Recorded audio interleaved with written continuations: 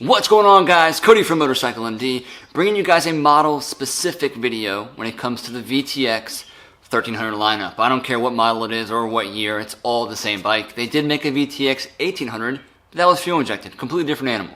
In this video, I'll be showing you exactly how to take out the carburetor. Okay, this is a job that is mainly popping up around this time because it's spring, bike is sat, maybe you haven't touched it in a couple years or decades, and it's time to get it running. I think that this carburetor removal is probably one of the easiest ones when it comes to the Hondas. I'll put it up against the scooters.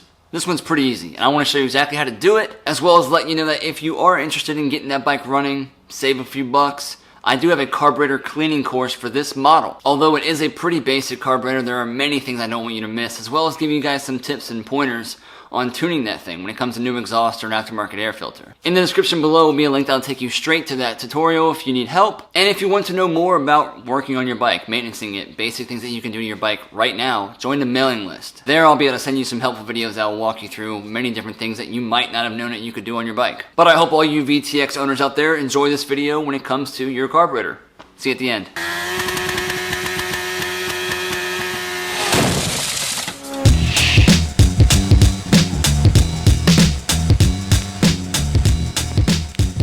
Alright, so here we have pretty well taken care of VTX. Not sure what year it is, but they're all the same. Okay, seat comes off, tank comes off, airbox comes off, then the carb comes off. On that right hand side that I'm reaching for right now, I'm kind of removing that cover. It's just easier to get in and out of there. There's a little vent line that should be there and attached to the bottom right corner of the gas tank. You can usually get it off with your fingers. You don't need to get any pliers up in there. Try not to get pliers around that tank as much as possible. Sometimes they're just stuck like a big dog though. So once you pull that off, you're going to move to the front. Now we're going to disconnect the meter system for the tank. I don't bother with undoing it from the tank. I just come right to this right hand side, tucked up in the front of the cylinder. On top of it, there's a little coupler. There's two couplers there. You saw I just unplugged those. Kind of hard to get to. Try not to damage them while you're in there. I use a little pick and kind of pull that little tab back, but they're always broken from people trying to get in there. Just be really gentle with it. Pull the back of the tank bolt out. I lift the tank up. We're going to go ahead and go back over to the fuel valve petcock right now. There's a little vent line right there that you pull off. Double check that hose for any cracking or anything that goes wrong. There's usually a lot of problems that go on right there. I do want to make sure that the fuel valve is actually not leaking or dripping, so I kind of wiggle it back and forth. Go ahead and grab that fuel line. Some will come out. Whatever was left in the line, that other end goes straight to the carb, so there will be a little bit of gas in there. Ain't no problem. Go ahead and lift the tank up, pull it back. It kind of slides into these front ears. You'll see it once you have the tank off. Put it in a safe spot. Go straight back towards the airbox. 10mm. It's a 6mm bolt, 10mm head. Grab that at the bottom. Sometimes they're stuck. If they are stuck, pull that bottom of the airbox towards you, and then try to go after it with that. Sometimes they are just so stuck in there that you have to just pull the whole airbox forward and break it. Honestly, there's not. It goes into like a little rubber setting screw.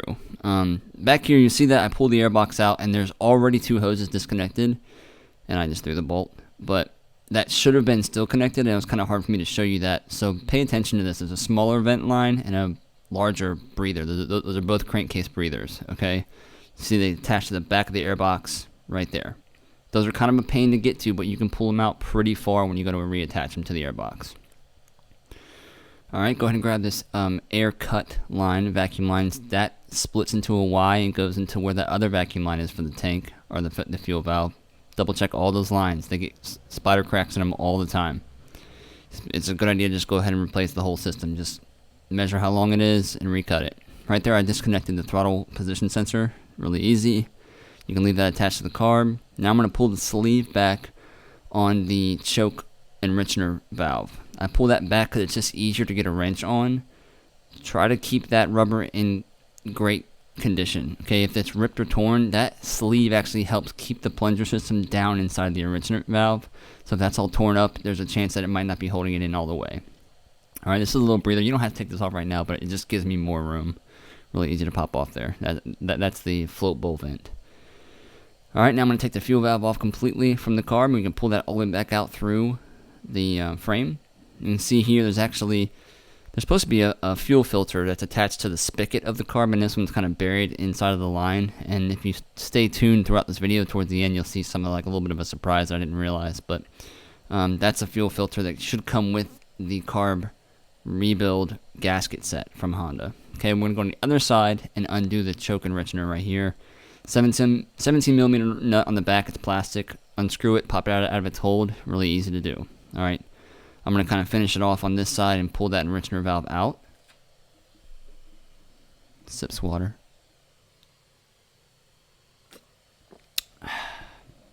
It's good. It's good stuff. Yeah, just go ahead and pull that all the way out. And then just make sure it's functioning right. You see this one's kind of corroded. Water's gotten down inside of there or something. And we want that thing to be functioning right, because if that enrichener gets held open, then your bike will run rich and like crap and won't idle very well. Alright. Now we're going to undo the flange, or the bolt that cut, and this is the bolt that's tightening the flange onto the carb's mouth. So then I'm going to kind of pull up from the bottom and down from the top, kind of wiggling it back and forth until it should pop right out of that little flange. And now it's free. Still got more work to do though. Alright, we got the throttle cables on the right hand side to go after, and we have 2 coolant lines, believe it or not, at the bottom of the carb. So loosen these up. You can do it with the carb in the with it in that flange. It holds it a little bit better for you, but it's just kind of hard to get to. I kind of removed that right engine cover on the top just to give me some more room. Okay, this is a push-pull cable system. Pay attention to which ones goes where. I think the pull cable has a double nut and the other one does not. Slide that out of the throttle plate, or I guess that's called a butterfly valve. Throttle valve.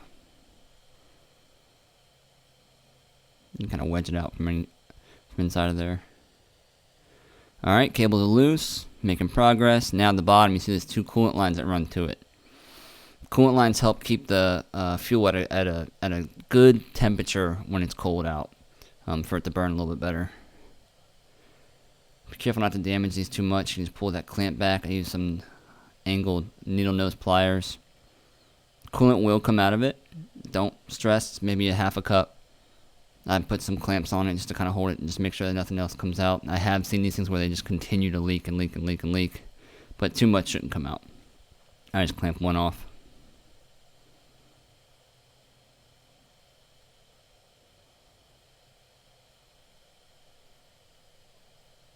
Kind of get in front of this line once this clip is down. Use the body of the carb to kind of pry it off. Try to stay away from grabbing onto the hose as much as possible.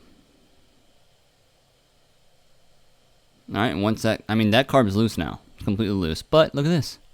Another fuel filter. Shouldn't be there. Too much filtration going on. Not needed. Someone just forgot it in the line. And that will wrap it up. Carburetor removal. There's a couple of things I wanted to show you guys to look for when it comes to removing that carb, what things should look like, and in that case, there was a couple extra things that didn't belong. But I thought that video was pretty straightforward. No further explanation needed. My other pieces of advice for you would be to either replace the fuel line or thoroughly clean it out, replace the gas, and make sure that the vacuum-operated petcock system, the fuel valve on that thing, is working correctly, especially if the bike has been sitting. Hope that was helpful for you guys. Let me know. Comment below. And if you're new to the channel, welcome. We do videos on motorcycle repair all the time. I'm just glad that you spent the time watching this one. And again, if you do need help with your carburetor for the VTX1300 model, or any in particular, check out my website, motorcyclemd.com. Links in the description will take you straight to whatever you probably need. Until then, Cody from Motorcycle MD, bringing you guys some quality tips and tricks for your next build or your daily rider. See you next time. Later.